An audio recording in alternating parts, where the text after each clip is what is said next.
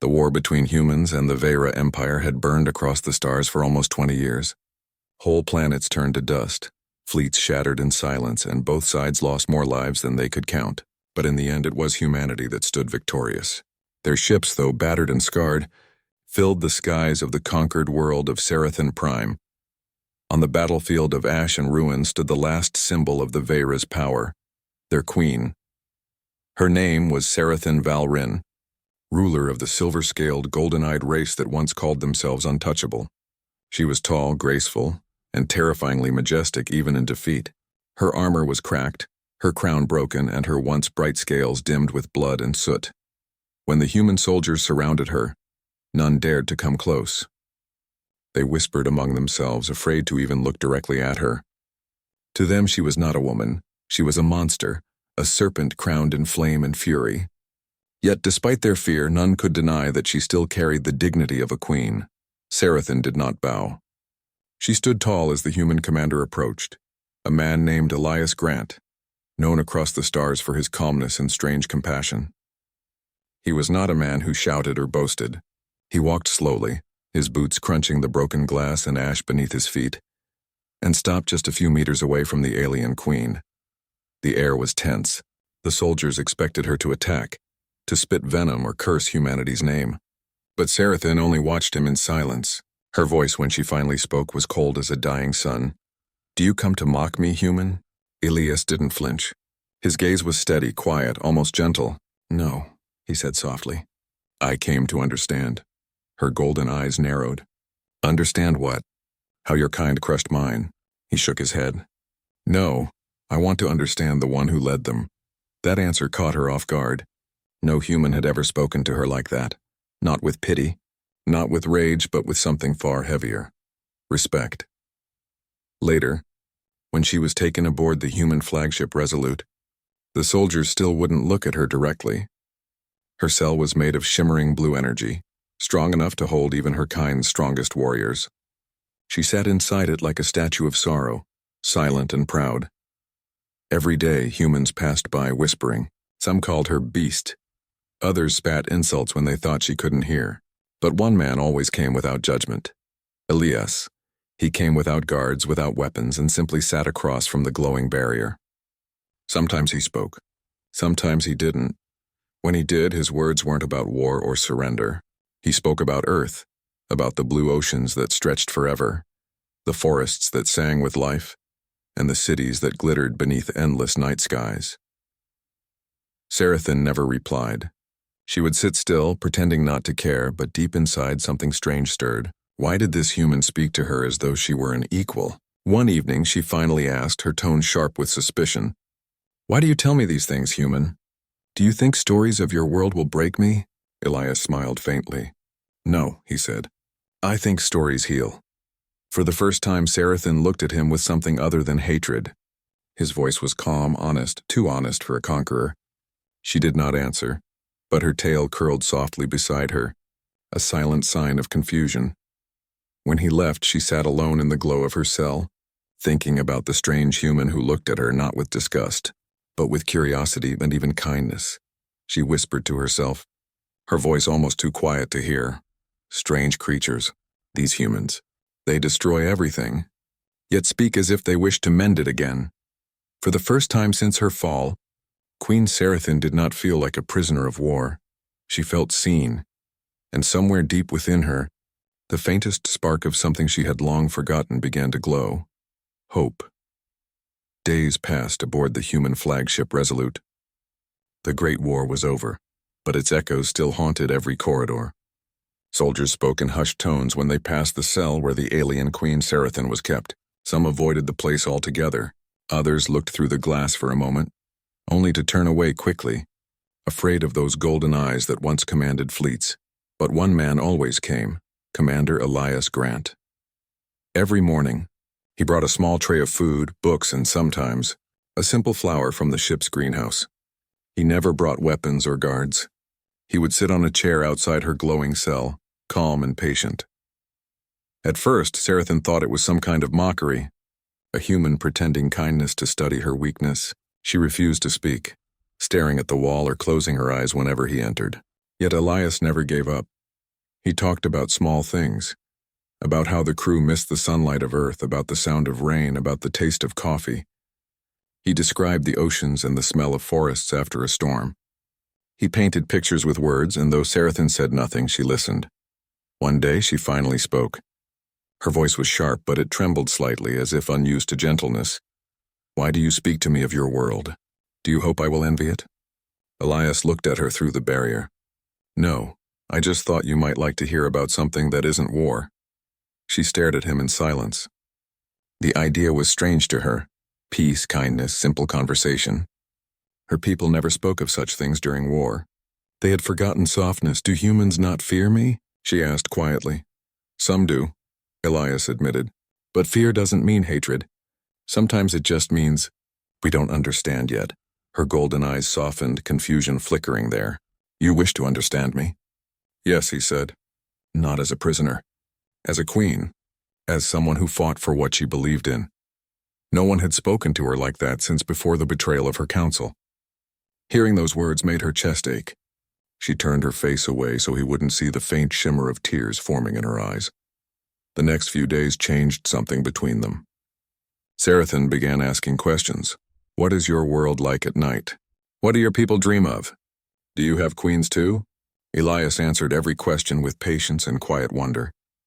He spoke of Earth's moon, of songs sung beside firelight, and of how humans sometimes dream of peace more than power. One evening, as the ship drifted in orbit above a dead world, Sarathan spoke again, her voice low.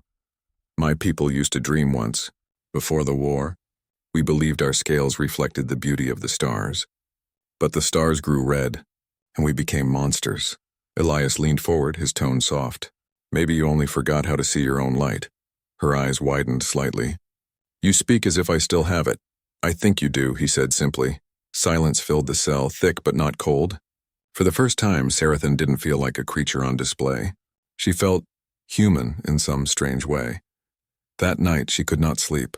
She kept hearing his words. "Maybe you only forgot how to see your own light." It echoed inside her like a heartbeat she thought she'd lost long ago. When Elias came the next day, she did not turn away. Instead, she asked softly, "Elias Grant, what makes something beautiful to your people?" He thought for a long moment before replying, "Beauty isn't what the eyes see. It's what the heart recognizes.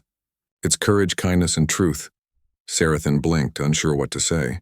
"Then you do not find me beautiful," she said, half mocking, half afraid. Elias smiled faintly. "You're wrong."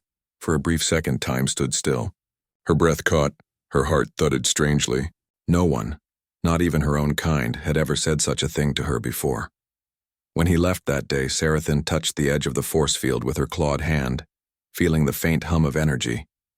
For the first time, she wondered if the barrier between them was thinner than she thought. And somewhere deep within her, a small, fragile warmth began to bloom. It was not love yet, not hope. Just the first spark of something beautiful that had been missing for far too long. The days aboard the Resolute turned into quiet months. The war was over, yet for many, peace still felt distant. Some humans carried anger, others carried guilt. But for Elias Grant, peace had found a strange and unexpected form. Sitting across a glowing barrier, talking to an alien queen, Sarathan Val Rin no longer looked like the fierce ruler who once commanded fleets.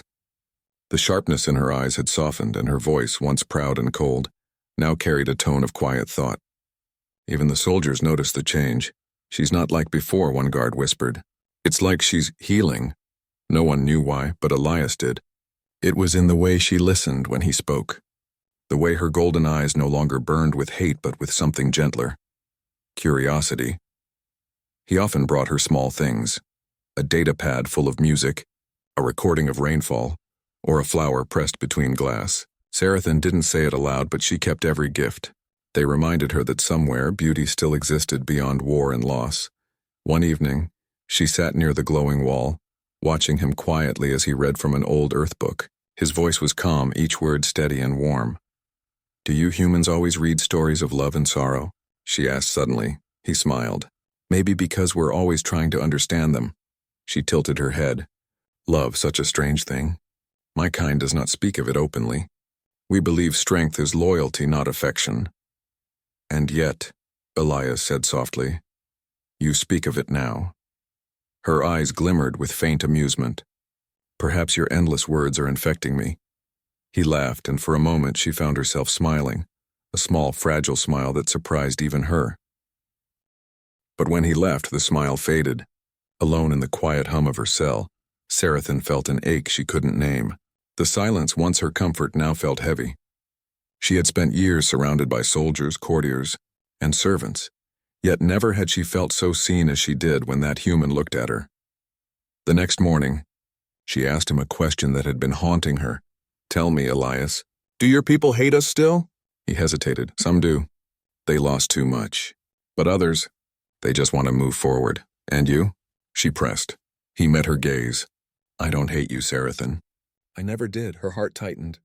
Even after what my fleets did to your worlds? He sighed softly. Hate is easy. Understanding is harder. But that's what peace is built on. Not punishment, but learning. Sarathan stared at him for a long moment, unable to speak. In her world, weakness was death, emotion was forbidden. But this human's gentleness felt stronger than any blade. That night she dreamed, not of war, but of oceans. Vast blue oceans like the ones Elias had described. She dreamed of standing at their edge, her feet sinking into the sand as warm light touched her scales. When she woke, tears had stained her cheeks. Elias noticed her silence the next day. Bad dreams? He asked. She shook her head slowly. No, memories I wish were real. He nodded, understanding without prying. Sometimes dreams are just wishes waiting for courage. She looked at him curiously. You think courage can bring dreams to life? I think it's the first step, he said. For a while, neither spoke. The quiet between them was no longer awkward, and it was peaceful. Something unspoken connected them now, fragile but real. Before leaving, Elias placed a small metallic charm on the floor outside her cell. A star pendant, he said. From my mother. She said it reminds her that even in darkness, light still exists. Sarathan's eyes softened. You give me a treasure of your kind? He smiled. You're the only one who might understand its meaning. When he left, she picked up the pendant, turning it gently in her clawed hand.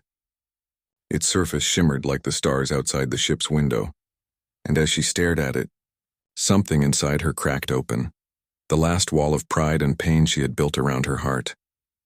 She whispered softly into the quiet air. Perhaps humans are not conquerors after all. Perhaps they are healers of what we forgot. For the first time, the mighty Queen Sarathan closed her eyes and smiled, not in victory, but in peace. The Resolute drifted quietly among the stars, its engines humming like a heartbeat.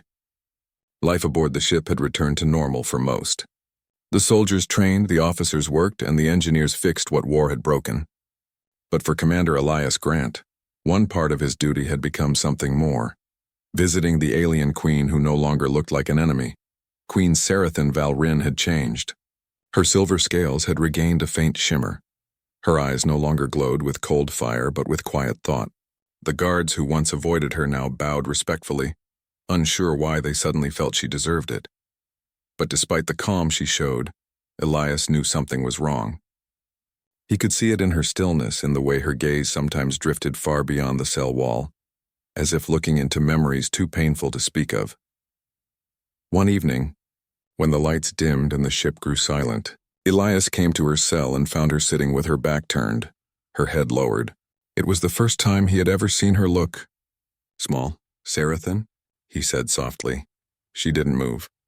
Her voice, when it came, was broken. You shouldn't be here tonight, human. Elias stepped closer. Why not?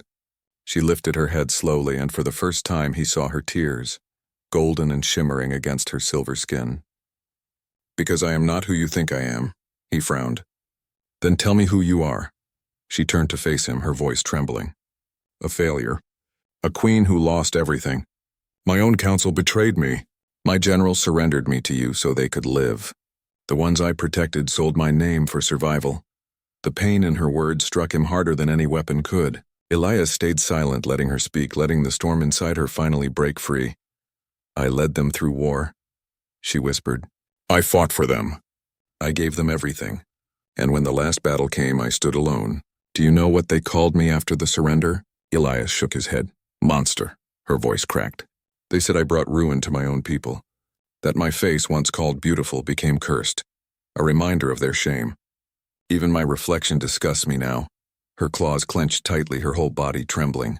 So tell me, human, why do you come here? Why look at something so hideous? Elias looked at her quietly. For a long moment he said nothing. Then he took a slow breath and spoke with calm strength. I come because when I look at you, I don't see a monster.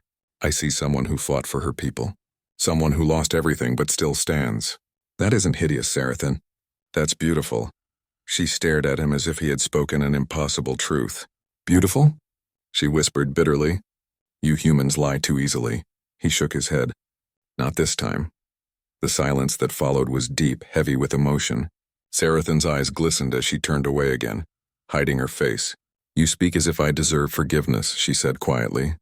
Elias smiled gently. Maybe forgiveness begins when someone believes you do. Her breath caught, and something inside her, something she thought was long dead, began to stir again. Not pride, not anger, but something fragile and alive. That night she didn't sleep. She sat by the energy wall, her fingers tracing the faint light, thinking of the human who dared to see beauty in her scars. The next morning she asked for him again. When Elias arrived, she met his eyes directly for the first time in days. Elias Grant, she said softly, you are a strange creature. He chuckled. I get that a lot. She smiled faintly, but her tone was serious. You are dangerous, not with weapons, but with words. You make me believe again, and I fear what that belief might cost me. Elias nodded, his voice calm. Then believe anyway, because sometimes the hardest healing begins with trust. For a moment, neither spoke. The air between them felt warm, alive, filled with an emotion neither fully understood. And as Elias turned to leave, Sarathan whispered so softly that even he barely heard it. Perhaps humans are not destroyers after all. Perhaps you are the ones who mend what's broken. Elias paused at the doorway, smiling to himself. He didn't need to turn around to know that the queen, once cold and untouchable, was beginning to heal. The cold halls of the Resolute had begun to change. Where once there was silence and tension, now there was something lighter, something almost peaceful. The soldiers still saluted when Commander Elias passed, but they no longer whispered when he went to see the alien queen. Even the crew had begun to see her differently. Queen Sarathan Valrin, once feared and hated, now spoke softly to those who dared come near her cell. Her voice no longer carried the weight of command. It carried warmth, calm, and understanding. For the first time since the war, she felt alive again. But peace is never easy. Rumors spread that the Human Council wanted to move her. They planned to send her to a distant colony world, isolated, far from humans, far from her people. They said it was for safety, but Sarathan knew what exile meant. It was another kind of cage, just with different walls. When Elias heard of it, anger filled his heart. He had always followed orders, but this time something in him rebelled. He went straight to the Admiral. She deserves a choice, he said firmly, not exile. She's no longer an enemy. The Admiral stared at him like he had lost his mind. You're defending the alien queen who led a war against us, Grant. Don't let sympathy cloud your duty. Elias stood his ground. Duty is not cruelty. If peace means nothing but chains, then it's not peace at all. The Admiral said nothing, but Elias knew he had planted a seed of doubt. That evening, he went to see Sarathan. She was standing by the glowing wall, her golden eyes distant. She already knew. You heard, Elias said quietly.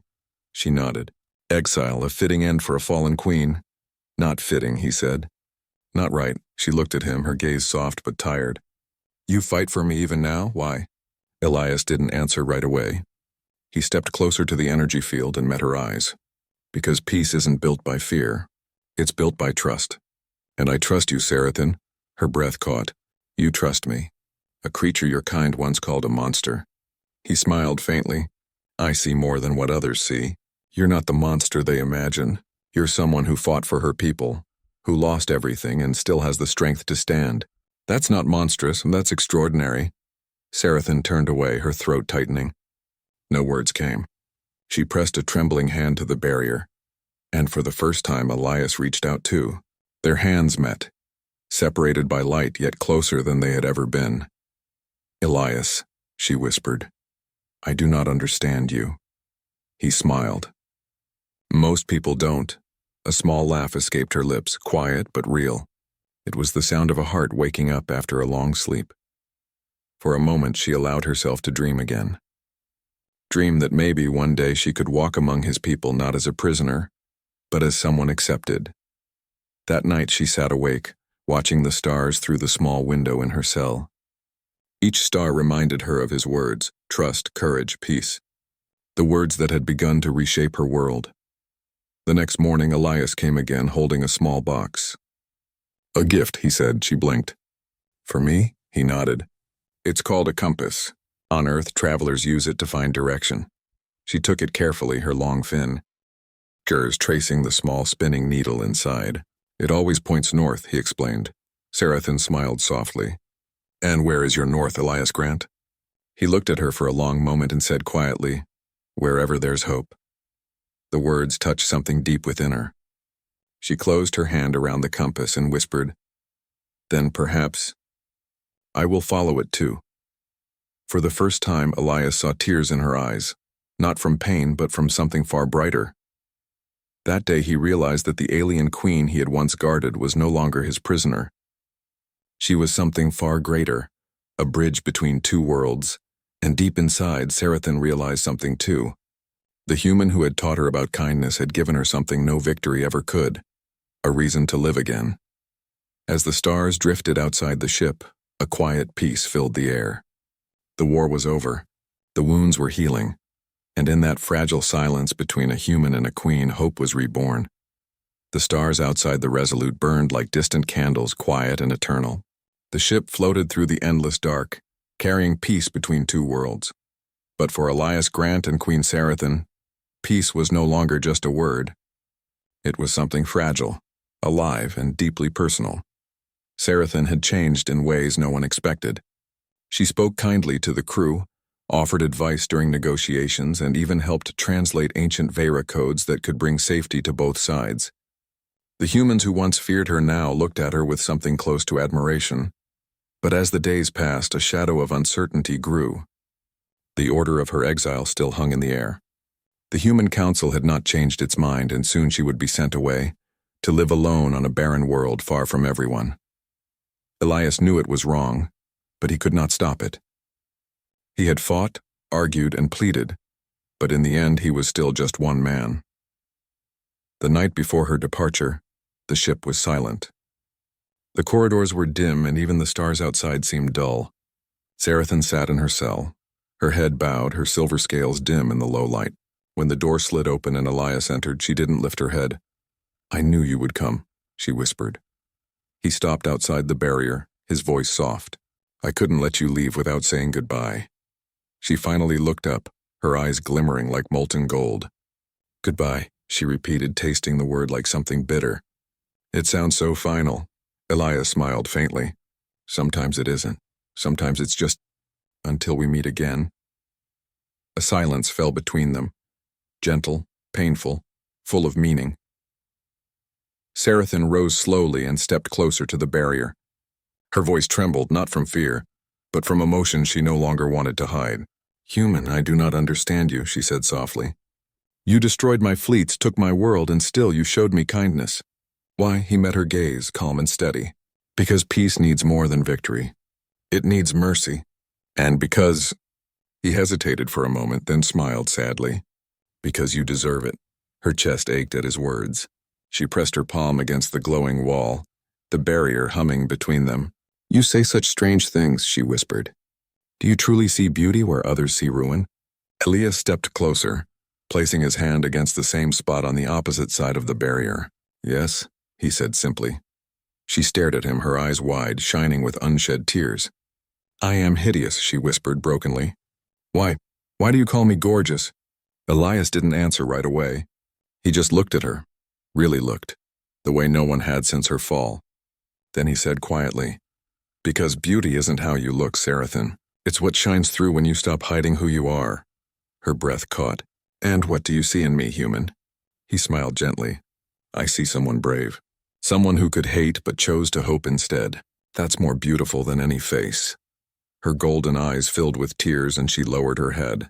"No one has ever said such words to me." Maybe they should have, he said softly. The silence that followed was full of warmth and sorrow. She wanted to speak, to tell him what his kindness had meant, but no words came. Instead, she reached her hand toward the barrier again, trembling. If I were free, she whispered, I would have walked beside you in your world. Elias smiled sadly, and I would have shown you the ocean. A single tear slid down her cheek. The hum of the barrier seemed to fade beneath the sound of her soft voice. Then promise me, Elias Grant. Promise that one day you will see me not as your prisoner, but as your equal. He nodded slowly. I already do. The words broke her completely. For the first time, she let the tears fall freely, golden and shining in the dim light. As he turned to leave, her voice stopped him, a whisper filled with emotion and quiet strength. You have given me more than peace, human. You have given me myself. Elias looked back one last time, his heart heavy yet full. Then it was worth every battle. When the door closed behind him, Sarathan stood in silence, her reflection trembling in the glowing barrier. For the first time since the war, she saw herself not as a monster, but as someone capable of light. She touched her chest and whispered softly, Perhaps he was right. Perhaps beauty was never in my scales, but in my heart. And somewhere beyond the stars, the universe itself seemed to listen, to a queen rediscovering her soul. Days turned into weeks after Sarathan's exile. The stars moved on, silent witnesses to the choices of both human and alien. The war was over, peace had been signed, and humanity entered a new age of calm. But Elias Grant carried a silence that refused to fade. He often stood by the observation deck of the Resolute, staring into the void. His reflection looked older, heavier. The crew said he had done the impossible. He had ended a war that had lasted generations. But inside, Elias knew peace had come at a cost. It had taken her away. Sarathan, the once feared queen of the Vera, now lived on a remote planet called Erindis, a cold world wrapped in violet fog. It was a safe exile, chosen so she could live without being hunted. But it was still exile. She was free, and yet alone. Elias received her messages through encrypted channels. They were always short, careful, and humble. The storms here are beautiful, she wrote once.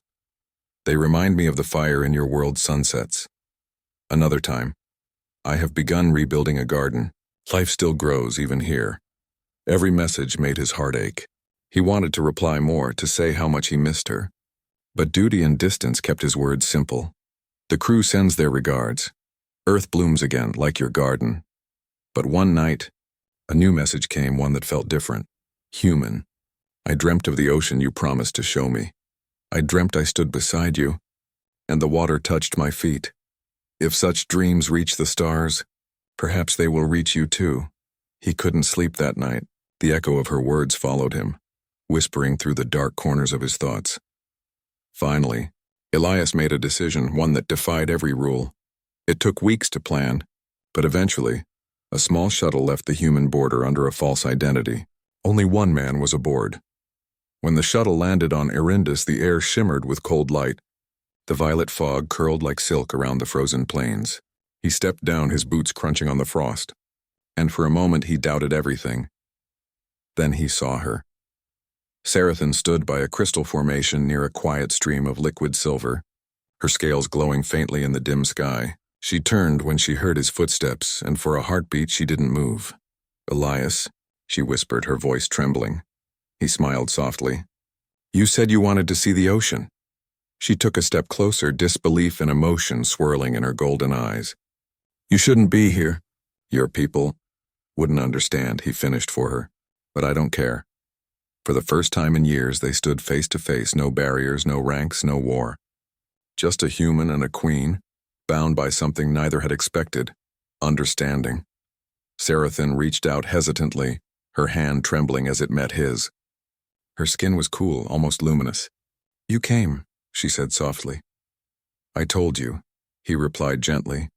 Goodbye doesn't have to be final.